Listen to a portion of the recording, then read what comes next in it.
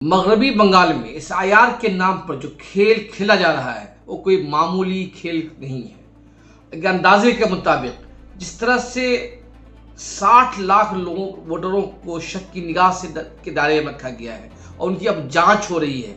अब तक जो इलेक्शन कमीशन के जराये से मालूम हुआ है कि जुडिशियल अफसरान ने 10 लाख लोगों के नाम के मामले को साफ कर दिया है, जिसमें से 7 लाख लोगों के नाम को बाकी रखा है और 3 लाख लोगों के नाम को डिलीट करने की सिफारिश की है। अगर यही तनाजुब से बकिया 50 लाख लोगों के नाम की जांच होगी तो इसका अंदाजा ये लगाया जा रहा है कि कुल 18 लाख लोग इस डिलीट के दायरे में आ सकते हैं, डी वोटर के दायरे में आ सकते हैं। अब इन 18 लाख लोगों को ट्रिब्यूनल में जाकर अपने लिए सबूत पेश करने होंगे और ये बात याद रखने की है कि सिर्फ इंतखाब में सिर्फ चंद दिन बाकी रह गए। ऐसे बुनियादी सवाल ये है कि ये पूरा मामला कैसे हल होगा। क्या मगरबी बंगाल भी आसाम की तरह बड़े पैमाने पर डिटेंशन कैंप को देखने के लिए तैयार है? और सबसे बड़ा सवाल ये कि इन डिटेंशन कैंप में कौन लोग जाएंगे? क्या बंगाल के पास 18 लाख अफराद को डिटेंशन कैंप में रखने के लिए कोई गुंजाइश है? और ये 18 लाख लोग कौन हैं? ये भारत के शहरी हैं जो सालों साल से भारत में रहते हुए आए हैं। ये वो लोग हैं जिन्होंने कई इंतखाबात में वोट दिए हैं और इनके वोट की बदौलत हुक्मरानों ने इक़्तिदार में रहकर मजा चखा है इक़्तिदार का। आज सियासत के इस खेल ने इन 18 लाख लोगों को शरीयत के दायरे में बाहर कर देगा, इसका जवाब कौन देगा? गुज़िश्ता कई दिनों तक ममता बनर्जी धमतल्ला में एहतजाज करती रही, लेकिन सुप्रीम कोर्ट के एक फैसले का हवाला देते हुए ममता बनर्जी ने एहतजाज को ख़त्म कर दिया। और ममता बनर्जी ये कहा कि सुप्रीम कोर्ट ने जो फैसले दिए, जो तफसीलें किए हैं, जो हिदायत दिए हैं, वो एक तरह से ओपन गेट है, बंद दरवाजे को खोल दिया गया है। सुप्रीम कोर्ट ने कहा था कि इलेक्शन कमीशन जुडिशियल अफसरान के मामलात में दखलंदाजी नहीं करेगी। मगरबी बंगाल के 500 जुडिशियल अफसरान और उड़ीसा के 200 यानी कुल 700 जुडिशियल अफसरान इस पूरे मामले की जांच कर रहे हैं। लेकिन खुद इलेक्शन कमीशन ने जो हाई कोर्ट को बताया है कि 10.16 लाख यानी 10,16,000 अफराद के मामला को तय किए गए हैं, उनके मामले को हल कर दिया गया है। लेकिन जराए बताते हैं कि इनमें से 3 लाख लोग तो डी वोटर के दायरे में रखा गया। अब इन्हें ट्रिब्यूनल में जाके अपनी शहरियत को साबित करनी है। ममता बनर्जी ने इस फैसले का हवाला देते हुए धरना खत्म कर दिया, लेकिन दूसरी तरफ कलकत्ता के सेंटर में पाक सर्कस मैदान में सिविल सोसाइटी की मुख्तलिफ तंजीमों का एहतजाज हो रहा है और ये धरना गैर मुअय्यना मुद्दत के लिए है और इसमें आम लोग और बड़े पैमाने में तलबा असातिज़ा शरीक हो रहे हैं। तो कल रात तकरीबन 2 बजे के करीब मैं वहाँ जाकर वहाँ के चंद लोग जो सब मौजूद थे रात के 2 बजे के करीब उनका इंटरव्यू करने की कोशिश की। उनके सामने ये सवाल रखा कि जब वज़ीर आला ममता बनर्जी धरना ख़त्म करने को तैयार हैं तो आप क्यों नहीं? और ये सुप्रीम कोर्ट ने जो तबसरे किए हैं और कलकत्ता हाई कोर्ट के चीफ जस्टिस और जुडिशियल अफसरान पर जो भरोसा जताया है, आप उस फैसले से मुतमईन क्यों नहीं हैं? आइए इस पूरे इंटरव्यू को गौर से देखिए। कल SIR पर सुप्रीम कोर्ट के कुछ कमेंट आए हैं। कल सुनवाई के दौरान कुछ तबसरे किए हैं। उस तबसरे के बाद ममता बनर्जी का जो धरना धमतल्ला में चल रहा था, वो धमतल्ला उस धरने को उन्होंने ख़त्म कर दिया, ये कहते हुए कि सुप्रीम कोर्ट ने दरवाज़ा खोल दिया है, अब नाइंसाफ़ी नहीं होगी। लेकिन दूसरी तरफ कलकत्ता में भी, कलकत्ता के पाक सर्कस मैदान में धरना चल रहा है, जहाँ पे मुख्तलिफ सिविल सोसाइटी की तंजीमें एहतजाज कर रही है, लेकिन ये धरना अब तक जारी है। सवाल ये है कि आखिर इस फैसले में ऐसा क्या था कि ममता बनर्जी ने तो धरना ख़त्म कर दिया है, लेकिन सिविल सोसाइटी की तंजीमें इस धरने को ख़त्म नहीं किया है। क्या ये सिविल सोसाइटी की तंजीमें सुप्रीम कोर्ट के फैसले से मुतमईन है या नहीं है? इन्होंने धरना क्यों नहीं ख़त्म किया? आज हमारे साथ बातचीत करने के लिए इसी धरने के मंच से रात के 2 बजने वाले हैं। आज हमारे साथ मौजूद हैं सेंट जेवियर्स कॉलेज के प्रोफेसर रबी इस्लाम साहब और संदीप अहमद और सामाजिक सोशल वर्कर और मशहूर सोशल वर्कर संदीप अहमद साहब मौजूद हैं। आज हम बात करेंगे कि सुप्रीम कोर्ट के फैसले से किस नज़रिए से देखते हैं और ये धरना कब तक चलेगा और इनकी असल मांग क्या है SIR को लेकर। रबी इस्लाम साहब, आपका इंसाफ न्यूज़ ऑनलाइन में खैर मकदम है। पहला मेरा सवाल यही है कि ममता बनर्जी ने धरना ख़त्म कर दिया, आप लोगों का धरना क्यों नहीं ख़त्म हो पाया है? देखिए, बात ऐसा है कि उन्होंने क्यों धरना ख़त्म किया है वो उनको ही मालूम होगी। लेकिन सुप्रीम कोर्ट का जो कहने का है, जो विचारपति लोग जो कहा है कि यहाँ के जो ऑफिसर लोग हैं उनको छुट्टी नहीं मिल रहा है, वो रात दिन एक करके काम कर रहे हैं, इसीलिए सुप्रीम कोर्ट के विचारपति लोग बेचैन हैं। लेकिन जो 200 के करीब लोग मर गया है और इतने लाखों तादाद में लोगों को लाइन में खड़ा कर दिया गया है, खास करके जो लोग मार्जिनलाइज लोग हैं, जो लोग पुअर और सोशियो इकोनॉमिक जो बैकग्राउंड पुअर है जिनका, खास करके आदिवासी लोग हैं, यहाँ के मातवा संप्रदाय के लोग हैं और जो गरीब मुसलमान हैं, इनका जो पेपर जो कलेक्ट करने का और जो ये जो सारे प्रोसेस में इनका इतना हैरानी जो हुआ है, सुप्रीम कोर्ट एक भी लफ्ज़ ये आम जनता के लिए खर्चा नहीं किया। फिर सुप्रीम कोर्ट क्या किया कि जो लॉजिकल डिस्क्रिपेंसी जो नहीं होने का था, निर्वाचन कमीशन के घोषणा के मुताबिक पहले वो लोग बोला था जिनका मैपिंग हो जाएगा 2002 का जो वोटर लिस्ट है उससे, उनके लिए कुछ डॉक्यूमेंट का ज़रूरत नहीं है। तो मैपिंग जब हो गया, अब अच्छा देखिएगा इनका जो मैपिंग का जो रिव्यू है उसमें खास करके जो माइनॉरिटी, खास करके मुस्लिम इलाका में आप देखिएगा मैपिंग नहीं हो पाया, ये रेट बहुत कम है। जी जी जी, करीब 1% है। जी जी, ज़्यादा ये रेट ज़्यादा है मथुरा बेल्ट में और SC/ST बेल्ट में। जी लेकिन उसके बाद एक नया ढंग से जो लॉजिकल डिस्क्रिपेंसी का बात किया गया निर्वाचन कमीशन के साइड से, जो बाकी राज्यों में नहीं हुआ। सुप्रीम कोर्ट तो इसमें कुछ बात उठाया नहीं। ये लॉजिकल डिस्क्रिपेंसी तुम लोग कहाँ से लाए हो? जो हमारे सिटीजनशिप का और जो वोटिंग राइट का जो कानून है संविधान में, उसमें कहीं कहा गया कि लॉजिकल डिस्क्रिपेंसी जैसा इस तरह का चीज़ सामने लाया जाएगा। वो लोग स्टडी करके देखा है कि लॉजिकल डिस्क्रिपेंसीज में जो मुस्लिम वोटर को, माइनॉरिटी वोटर को ज़्यादा लाया जाएगा, क्योंकि जो खास करके बंगाल में जो मुसलमान है ना, ज़्यादातर बंगाली मुसलमान है, लेकिन इनका जो अरबिक नाम है इसमें इस तरह का गलती ज़्यादा मिलेगा। वो लोग ठंडा घर में बैठ के जो मतलब RSS के जो इंटेलेक्चुअल है वो लोग बुद्धि दिया है, और निर्वाचन कमीशन उस हिसाब से अपना झोला से ये बिल्ली को निकाला है। लॉजिकल डिस्क्रिपेंसी के जो डिस्क्रिपेंसी का जो बिल्ली है, तो ये सब कैलकुलेटेड गेम लग रहा है हम लोगों को। और सुप्रीम कोर्ट नीरो का जैसा भूमिका ले रहा है, ये सब चीज़ नहीं देख रहे।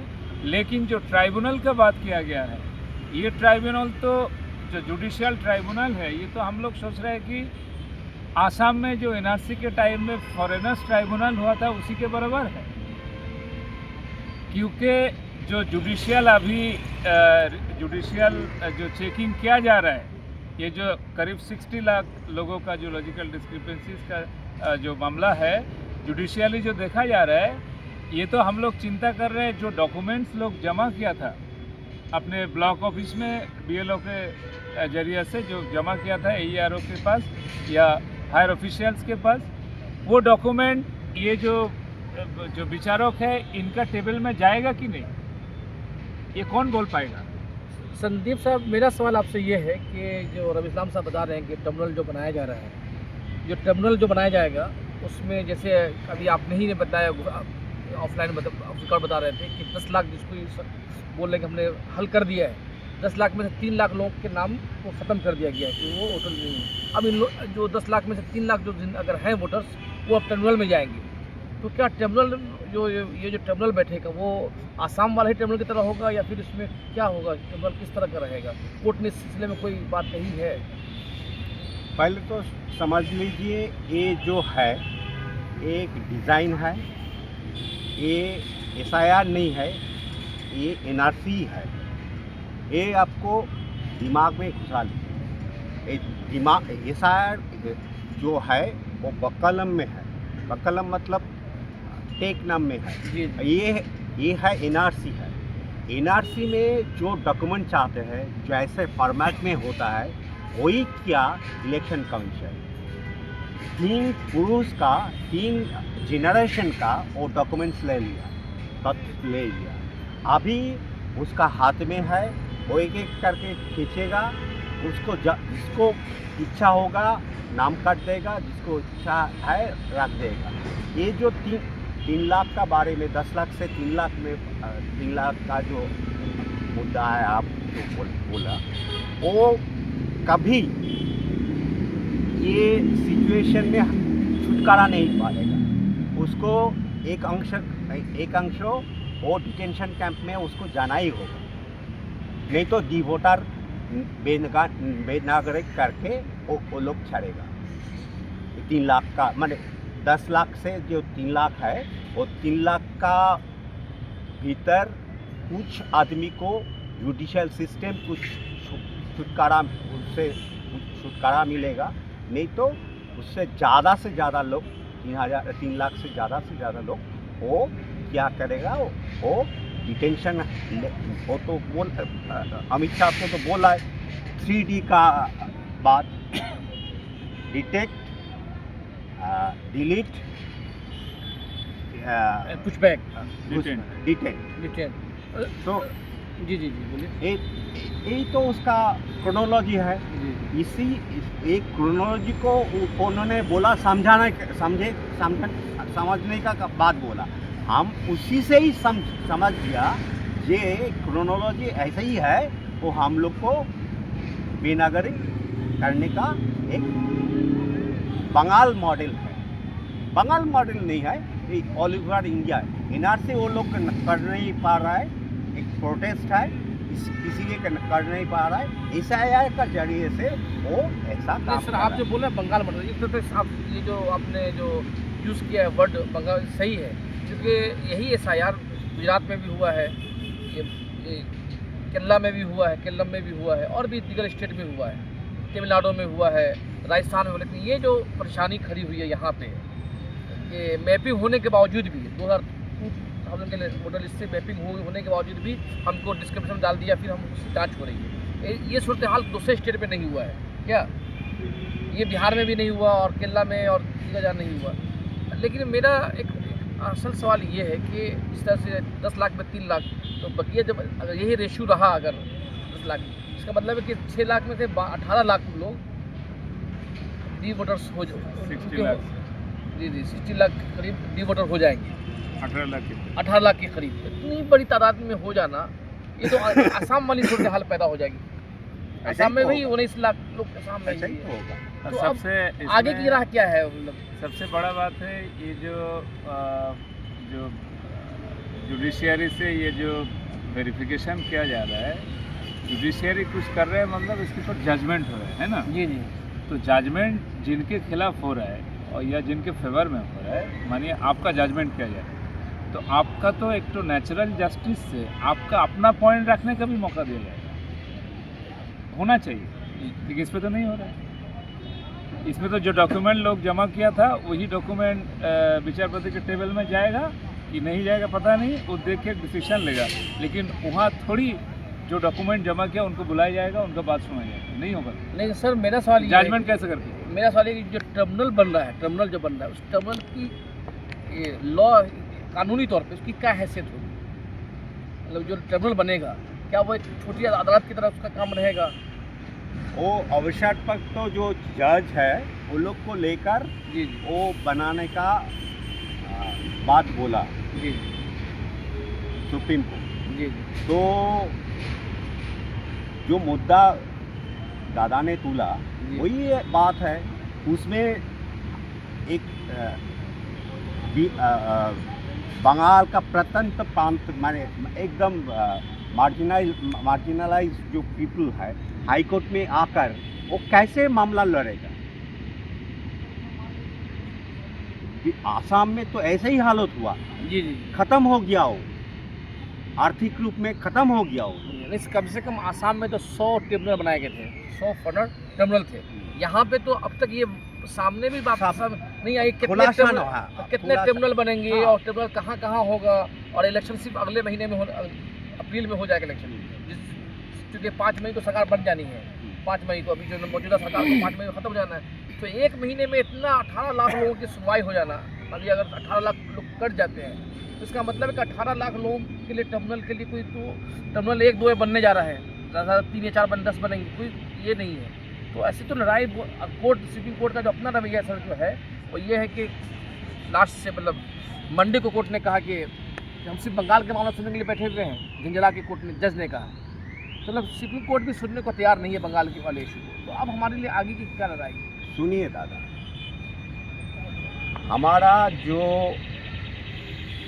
संविधान तैयार हुआ, जनता का जो इच्छा था वही इच्छा का रिफ्लेक्शन हमारा जो उस टाइम का लीडर लोग है उसको लिखित रूप में आईनी स्तर पर लिखा गया 50-52 साल में।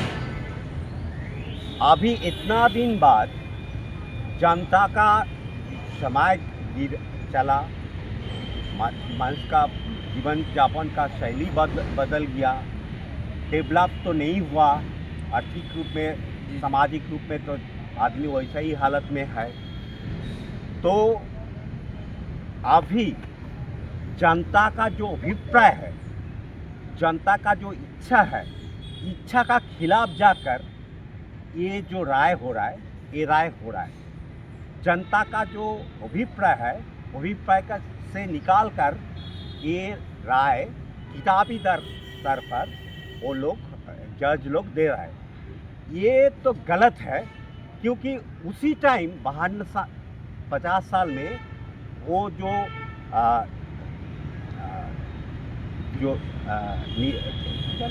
কনস্টিটিউশন মানে কি তৈরি হয়েছিল ওটা কনস্টিটিউয়েন্ট অ্যাসেম্বলি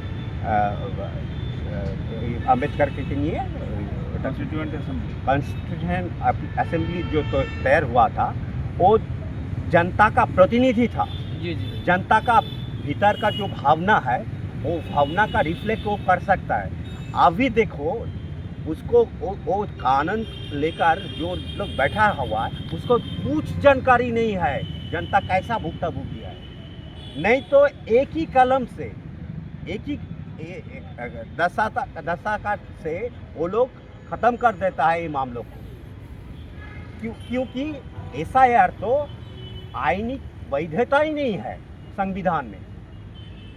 है आईआर का वैधता, है एसआर का वैधता। एसआर मतलब सामारी रिविजन और इंटेंसिव रिविजन, आईआर का मतलब है इंटेंसिव रिविजन। एसआईआर तो नहीं है संविधान में। एसआर ये 5 साल अंतर होता है। आईआर जो होता है विशेष परिस्थिति में विशेष इलाके में वो आईआर होता है। कोई देखिए एक कोई मुद्दा उठा गया, जनता का जो ये है ना संतुलन वो बिगड़ चुका है, उसी का चलते कोई महामारी हो गया, कोई ऐसा कुछ घटना घट गया, कोई बॉम्बिंग हो गया, अटैक हो गया, उसमें जनता का इधर उधर हो, उसी टाइम में स्पेशल उसी टाइम में इलेक्शन कमीशन इंटेंसिव रिवीजन करता है। इंटेंसिव रिवीजन वो छोटा इलाका में वो हो सकता है, ऐसे ही कानून में है। तो स्पेशल इंटेंसिव रिवीजन कहाँ से आ गया? ये चीज़ को कैसे सुप्रीम कोर्ट स्वीकार किया? ये मुद्दा को तो एक ही दिन में ख़त्म कर देना चाहिए, तो होना नहीं चाहिए। यही तो हम जनता का तरफ से यही तो क्वेश्चन है सुप्रीम कोर्ट का पास। सर अब मेरा आखिरी सवाल है, मैं पहले सवाल से पहले अपने जो हमारे जो रीडर्स हमारे जो देखने वाले हैं उन्हें बताना चाहते हैं कि जब पहली मरतबा जो ड्राफ्ट लिस्ट आया उसमें जो सबसे ज़्यादा जो निशाने पर है मुर्शिदाबाद, मालदा, नॉर्थ दिनाजपुर का निशाने पर है। लेकिन जब ड्राफ्ट लिस्ट में आया तो मालूम हुआ कि मुर्शिदाबाद में सिर्फ 0.6 वोटर्स ऐसे जो नॉन मैपिंग थे, मालदा में भी 1% और नॉर्थ दिनाजपुर में भी 1% से नीचे ही थे। और लेकिन अब जब जो लिस्ट आई है, फाइनल लिस्ट जो आई है, उसमें जो शक के दायरे में डाला गया है उसमें सिर्फ मालदा, मुर्शिदाबाद, नॉर्थ दिनाजपुर और साउथ 24 परगना में 24 लाख वोटर्स, मतलब 60 लाख में सिर्फ इन्हीं 4 डिस्ट्रिक्ट में 30 लाख के करीब को डाल दिया शक के दायरे में। इसका मतलब वाजह है कि ये इनका इलेक्शन कमीशन के निशाने पर मुसलमान है। अब मेरा सवाल सर आपका ये है कि आप लोग 4-5 दिन से यहाँ पर धरना बैठे हैं, कलकत्ता शहर का ये 8 दिन से बैठे हैं, और ये जो इलाका है पाक सर्कस मैदान का इलाका, ये इलाका कलकत्ता का दिल कहलाता है, चारों तरफ मुस्लिम आबादी है, लेकिन आपके धरने में मुसलमानों का वो भीड़ नहीं आ पा रही है, उसकी क्या बड़ी वजह है? नहीं, इसका वजह एक दो तो नहीं है, बहुत सारे हैं। उसमें से एक तो है कि अभी रमज़ान चल रहा है, लोग रमज़ान के लिए बिजी है, और मतलब जो एक वक्त का जो एक मतलब रमज़ान का एक टाइमिंग होता है उससे मैच करना भी मुश्किल होता है। दूसरा बात यह है कि ये जो SIR का जो ग्रेविटी है, इसका अंतिम जो डायरेक्शन किस तरफ जा रहा है, अभी जनता को समझाया गया है लोगों के तरफ से कि ये एक मतलब आसान तरीका है, सबका नाम आ जाएगा, नेता लोग समझा दिया, समझे, पॉलिटिकल पार्टीज का। लेकिन ये लोग समझेगा जब इलेक्शन शुरू होगा। बांग्ला में गांव में एक बात कहा जाता है कि वोटेर परे पच करेगा। जब इलेक्शन हो जाएगा ना, आपका बात कोई सुनने वाला नहीं, आपको जाके ट्राइब्यूनल में जाना पड़ेगा, डिटेंशन करने जाना पड़ेगा। तब देखिएगा ये जो नेता लोग जो बोल के रखा है ना कि कुछ होगा नहीं, ये लोग देखेगा और आपसे बात भी नहीं करेगा, क्योंकि वोट ले लिया ना।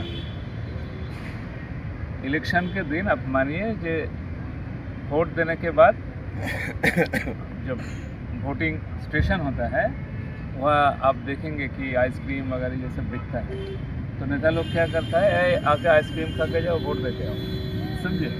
कुछ लोग कहता है कि ठीक है, हम यहाँ भीड़ है, हम वोट देके आगे आइसक्रीम खाएंगे, लेकिन जब वोट देके आएगा ना, बोला तो वोट हो गया, आइसक्रीम नहीं। तो अभी जो SIR का मामला चल रहा है ना, हम एक छोटा बात में हम समझाए आपको, जब वोट हो जाएगा ना, तो ये जो नेता लोग जो बोल के रखा है कि कुछ होगा नहीं, तभी नेता के पास दौड़ेगा कि मेरा तो बुलाया जा रहा है कोर्ट से, डिटेंशन कैंप में लेके जाएगा, पुलिस लोग आ रहे हैं। तब नेता लोग बोला अरे वोट तो हो गया, अभी हम लोग नहीं जानते, अब जा सकते हो। तो जनता का हाल यही होगा अंतिम। सर आपसे आखिरी सवाल है कि आप तो सोशल वर्कर हैं, अच्छी खासी उम्र भी आपकी, हम लोगों के मुकाबले में ज़्यादा उम्र आती है। अब क्या मुसलमानों में जो लड़ने की जो ताकत थी, क़ुव्वत थी, अपने हक़ के लिए लड़ना, वो ख़त्म होता जा रहा है धीरे धीरे? अब देखिए सबसे बड़ा जो अधिकार है, वो वोट देने का अधिकार है, वो खतरे में पड़ गया है। ऐसा नहीं कि सिर्फ बंगाल में हो रहा था, कलकत्ता में एक वार्ड, कई वार्ड में मालूम हुआ है कि एक बूथ पे 1800 वोट है, तो अगर 900 वोट है एक बूथ पे, तो 450 लोगों का नाम उसमें शक के दायरे में है। ऐसा मतलब कलकत्ता शहर में, मतलब हमारे आसपास के वोटर्स में। तो देखिए उसके बावजूद भी कोई इस पर बात नहीं कर रहा है। तो ये जो मुसलमानों में जो शक्ति है तो लड़ने की, अपना अधिकार के लड़ने की ताकत, क्या कमज़ोर हो गई है? यही तो प्रॉब्लम है ना।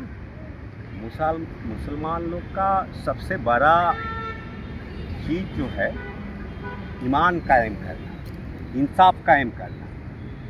इंसाफ का बात, ईमान का बात, अब उससे हटकर वो अपना प्रैक्टिस, माने नमाज पढ़ना, ऐसा करना, ये चीज़ में आ गया। जो खास चीज़ है इंसाफ कायम करना, ईमानदार रहना, ये नहीं है। वही असलियत धर्म है, वो उससे हट गया। तो आपको क्या लगता है ये SIR का विरोध में मुसलमान नहीं जा रहा है, तो उसका ईमान कम हो गया? क्राइसिस का जाएगा में एलिट लोग, ये देखिए ना धन। इनका कहने का मतलब है कि इस्लाम में कहा गया है कि अदल कायम करो, इंसाफ कायम करो, और जब कायम करने का मतलब होता है तो उसमें इज्तिमायत, मतलब भीड़ चाहिए, मतलब लोग, सब लोग चाहिए, एक कोशिश नहीं होनी चाहिए। इसलिए नमाज कभी कुरान करीम में देखिए नमाज के बारे में नमाज पढ़ो नहीं कहा गया है। संदीप जी का कहना ये था कि इंसाफ कायम करने की जो बात कर रहे हैं वो असल में यही है कि इस इंसाफ उसी वक्त कायम होगा जब मुसलमानों की तरफ से कम वक्त कोशिश की जाए। और यहाँ पे चूँकि एहतजाज में कम लोग आ रहे हैं, तो जाहिर बात है कि मुसलमानों में हिम्मत कम हो गई है।